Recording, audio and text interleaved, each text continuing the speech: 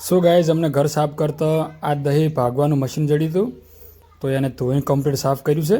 તો ચાલો આપણે એનાથી જોવા વાર દહીં ભગાય છે, છાશ બને છે કે નહીં. તો ગાઈઝ પહેલાં આપણે દહીં લાવવા. સો ગાઈઝ આ રહી દહીં. એને આપણે આ મોટી તપેલી પર લઈ લેવું દહીંને.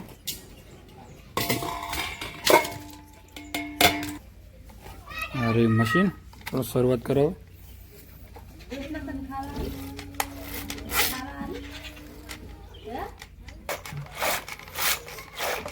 સો ગાઈઝ ઓને ભાગતા મજા નહીં આવતી તો આપણે લઈએ નોર્મલ. આ નોર્મલ વરુણું છે, જો એને જો લવા અને મૂકી દો સાઈડમાં.